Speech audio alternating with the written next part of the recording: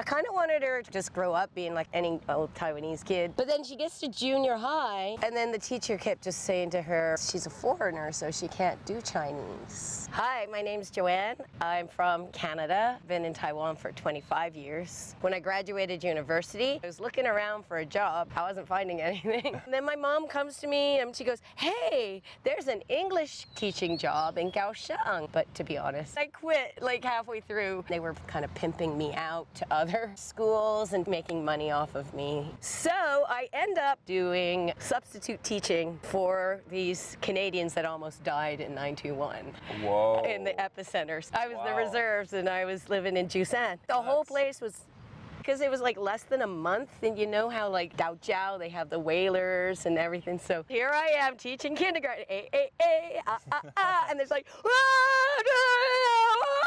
very talented whaler. Yeah? I must say. She was very convincing. I've heard those don't really exist very much I don't anymore. see them anymore at all. Yeah. I don't even see those flower vehicles anymore, where the people wear like the white. My brother used to live here, and the second day that he comes, he's like, you know, it was the most interesting thing.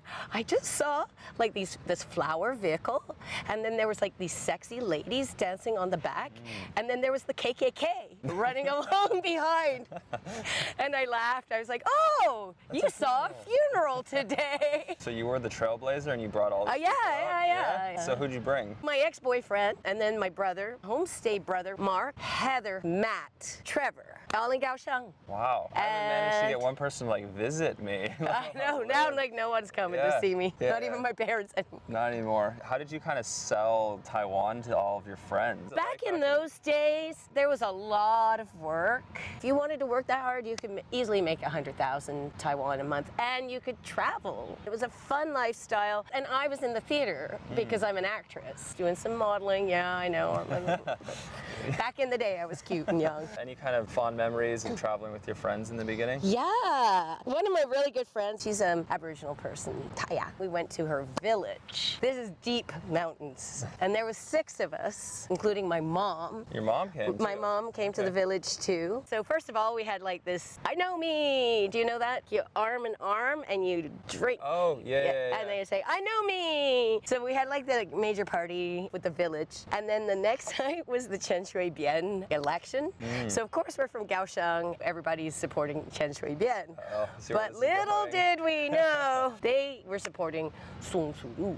So here we were, Chen Shui-bian wins. So we're like, yay! And then we go and buy firecrackers. Yeah. And we were going through the village, going, Chen Shui-bian, Chen Shui-bian. They didn't bring out their headhunting equipment that night, so that was a very good thing. You also have experience working for the government here too. Yep. Do you mind telling us like how you kind of got into that? So this is why I've kind of committed my life to Taiwan. I'd met this lady from AIT. So I became a commissioner for the bilingual living because they got the 2009 World Games. And I even made the slogan. Oh yeah? Yeah. What was that? I can't remember.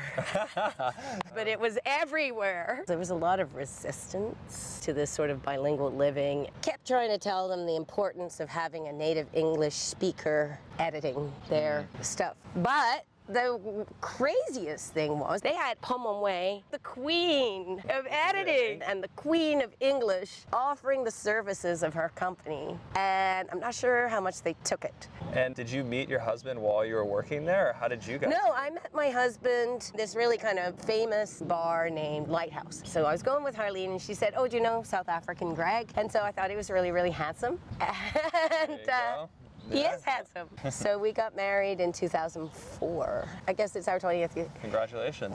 It's coming up in June. And then you guys had a kid here. Yeah. You raised your daughter. My daughter here, yeah. Since we were kind of set up here and we were doing our master's degree at Cheng-Gong University, yeah, why didn't we move? I kind of wanted her to just grow up being like any old Taiwanese kid. Of course, she grew up with everyone calling her a Waigaran, and she's like, I'm not a Waigaran. I was born here. And I remember when she was really little and we were going around and they were like, oh, Xia Hua Hua. And she's like, in Chinese, she's like, I'm not a doll. I'm a girl. She really liked Chinese, and she would always come back and tell me about Kongzi. And actually in elementary school, when she was going to the Bushiban, maybe every other semester, straight A student. So she was like top of her class in Chinese. She was. Studying hard, she was into it. She wasn't studying like hard. She was just kind of forced to study hard because she couldn't bushy back. The top 5 kids in 5th grade got to go up to Namasha. Sometimes the parents wouldn't want them to go because it's in the mountains and it might be dangerous. So I said to the teacher, look, I'd like my daughter to go. And then it turned out that she was in the top 5 and then she got to go anyway. But then she gets to junior high and the Chinese teacher was like flunking her. My daughter kept just saying, I just can't do it. And then the teacher kept just saying to her, she's a foreigner, so she can't do Chinese. And I was like, she was a really good student, and in elementary school, that was her best subject. So what's going on now? And she speaks like anyone else. Yeah, like if you were blind, you would have no idea. Just so glad when she brought her junior high school certificate. I was like, she graduated. Thank God, that's done. Did you have any moments where you're like, whoa, I raised a Taiwanese kid? Well, yeah, like sometimes my husband and I would kind of smile at her English because she would say like Chinese English and stuff, and I kind of giggle because it's really cute. Then she gets really mad because I'm laughing at her English. Or we'd go camping. My husband and I would go camping, and then she would like stalk the Taiwanese kids, and she'd start speaking Chinese. Everybody's like, wow! And then she was in with them. In junior high, when we were on COVID, you know, she had this boyfriend. I didn't know it was a boyfriend. He was supposed to be gay. Surprise. Surprise. Anyway, she went and lived with him for like, I don't know, 4 months where we didn't see her very often. She was out there in Lutzu cooking with grandma. So she can cook some amazing, amazing Taiwanese food. Does some tofu and some seaweed. And usually it's not my favorite stuff, but it was like, was it ever a little bit difficult because she had this like life in Chinese? I would speak to her in Chinese when she was younger, and so she didn't speak English probably for her first 4 years. And then my late friend said, you know, you're a bad mother because you're not speaking English with her, and she's not going to learn English, Joanne, if you don't speak English to her. That really hit home. Yeah, it's now she's trilingual. Yeah, absolutely. I wouldn't say her Taiwanese is as good as her Mandarin, but she gets by. So she decided to move to Canada. She had wanted to go to Canada right after junior high, but my dad has like a heart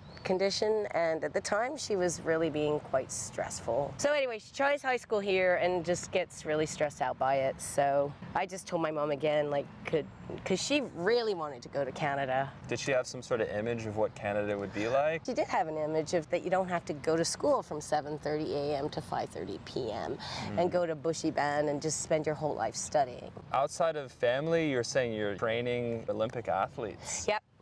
So I taught like a couple of times. The boxer Chloe Chen, the badminton prince, I think they call him, 2 track and field guys. My daughter said, oh, you remember those gugas that you were teaching? I think that they got like a gold medal at the Olympics. Did you see any of your students like give press conferences after they won? Or maybe the English, because that was what we were supposed to be doing. Yeah. No, I just kind of watched the events. And that was that. Now you're getting your PhD.